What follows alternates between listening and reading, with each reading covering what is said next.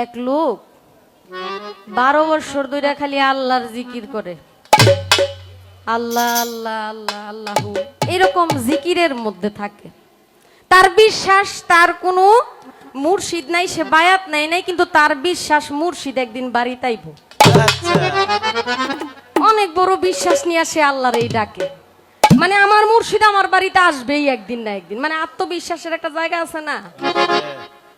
12 বছর পর হঠাৎ কইরা অভাব অনটনের সময় এসে পড়ছে। এই সময় বাড়িতে রাত 1:30টার সময় যখন সে জিকির করতেছে, এই সময় ঘরের ওই সিংখুটে না, আগের দিনে সিংখুট তো না, ওই যে ঘরে চোর ঢোকার জন্য যে, আচ্ছা তো ঘরে সিং খুঁজতেছে, আর উনি জিকিরের মধ্যে খাটের মধ্যে বসা, তার স্ত্রী পাশেই বসা। তো উনি যখন জিকিরের ধ্যানে আছে, এই সময় সিং খোদার যে আওয়াজ, এটা সিং খুদে এটাই তো বলেন, সিং কাটে না, এটা কই অভ্যাস নাই তো। এখন যখন কাটতেছে, এই যে জিকির করতেছে, ওই লোক কইতাছে আমার দয়া লাইতাছে। যখন দয়া লাইতেছে কইতাছে, সুরে তো খুব সাবধানে খুব সতর্ক ভাবে শিং কাটতেছে। কাটার পর বউ কইতাছে আরে কি এমন আওয়াজ হইতাছে কিসের? কথা কইস না, দয়া লাইতাছে, সাবধান, কথা কইস না। যখন দয়াল ঘরের ভিতরে খালি ঢুকছে, মানে ওই যে সুরটা খালি ঘরের ভিতরে ঢুকছে, এমনি জিকির থুইয়া খাটের থেকে ফাল দিয়া দয়ালের পায়ে ধরছে। গুরু, আপনারে আমি 12 বছর ধরে খুঁজতাছি, আপনি আমার বাড়িতে আইবেন আইবেন, আজকে আপনি আইছেন, আপনারে আজকে ছাড়তাছি না।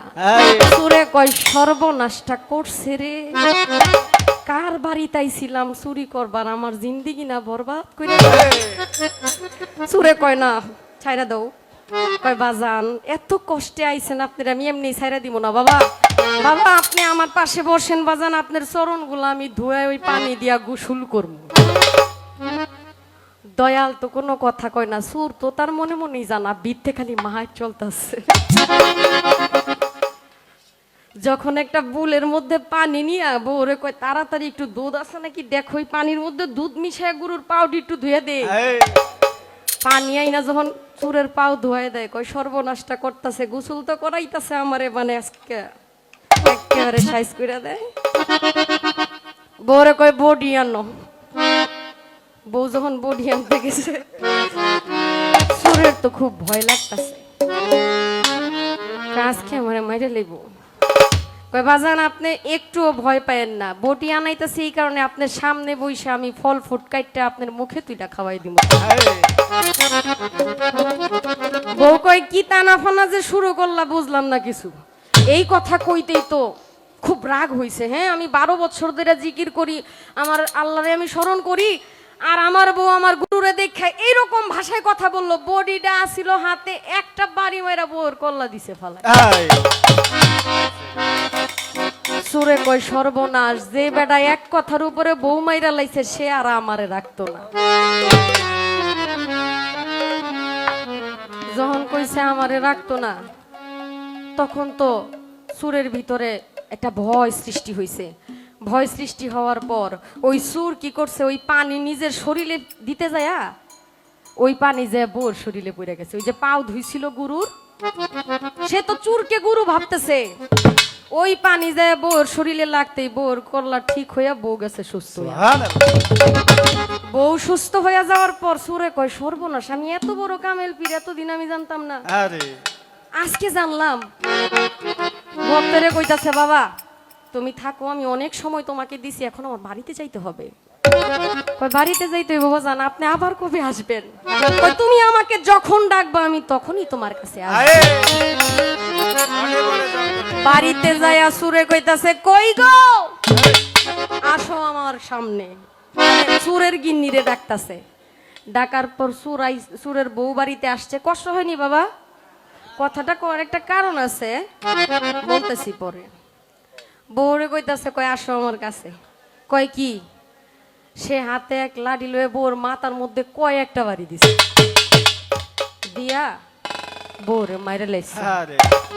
সুরের মায়ের কয় বাবা এটা করলি কি? কয় তুমি তোমার পোলার কেরামতি সম্বন্ধে জানো না মা, তুমি একটা বল আনো, বলের মধ্যে একটু পানি আনো, আইন আমার পাউডি দো। পাউডি দুইয়া পানি বউর শরীরে দিছে। বউ তো ভালো হয় না, পাও ধোয়া ঠিক মতো হয় নাই, আরেকবার দো। এভাবে কয়েকবার পাও ধোয়ার পরেও বউ তো ভালো হয় না। একজন দুইজন জানতে জানতে পুলিশ হয়েছে বাড়ি। পুলিশ যখন আসছে, তার কোমরে রশি লাগায়া, হাতে হ্যান্ডকাপ লাগায়া নিয়ে টাইনে টাইনে যাইতাছে। এই রাস্তা দিয়েই নিয়ে যায় সামনে ভক্তের বাড়ি। দূর থেকে দেখা যায় আমার গুরু আসতেছে, তাও আবার কয়েকজন পুলিশ আমার গুরুর এমনি টাইনে টাইনে আনতেছে। কারণ কি, সামনে যায় দাঁড়ায়, কয় দাঁড়ান, আমার গুরুরে কোথায় নিয়ে যান? কয় তোরই তো দরকার, সুরের সার্গিত তো চুরি হবি, সারা জীবন করছে চুরি, মামলাও আছে থানার মধ্যে কয়েকটা, এর মধ্যে বউ মাইরা লাইছে। এখন তুমি বলতাছো আমার গুরু লইয়া কই যাও, তুমি তো তারই সার্গিত। কয় তোরেও বানবো। কয় কি হয়েছে, ঘটনা খুইলা বলেন। কয় উনি ওনার ওয়াইফকে মাইরা ফেলছে। কয় মাইরা ফেলছে? আচ্ছা ঠিক আছে। পরে আবার সে বলল, আমি আগে একটা কাজ করি, এরপর আমার গুরুকে যেখানে ইচ্ছা সেখানে নিয়ে যাই। যখন ওই ভুল নিয়ে আইসা নিজের হাতে নিজের গুরুর পা ধোয়া ওই ভুলের পানি গুরুমার শরীরে দিল, সাথে সাথে গুরুমা ভালো হয়ে। আসলে রে বাবা, বিশ্বাসে বস্তু মিলে তর্কে বহুদূর। আমি বিশ্বাস করে যদি আমার গুরুকে আমি ভালোবেসে থাকি, কেবল কি গুরুই আমাকে উদ্ধার করবে, আমি কি উদ্ধার করব না? যদি আমার বিশ্বাসে জোর থাকে, আমার ভালোবাসা থাকে, আমার মহব্বত থাকে, যদি সেই ভক্তের মতো ভক্ত হওয়া যায়। এই কথাটা এই কারণেই বললাম, ভক্তই সারা জীবন প্রশ্ন করে যাবে গুরু কি করবে না। এই প্রেমের বন্ধনে আমাকে আবদ্ধ করে নেন, তবেই তো আমি আপনার হয়ে যাব। একটা গান আগে করি, এরপর ইনশাল্লাহ কিছু কথা।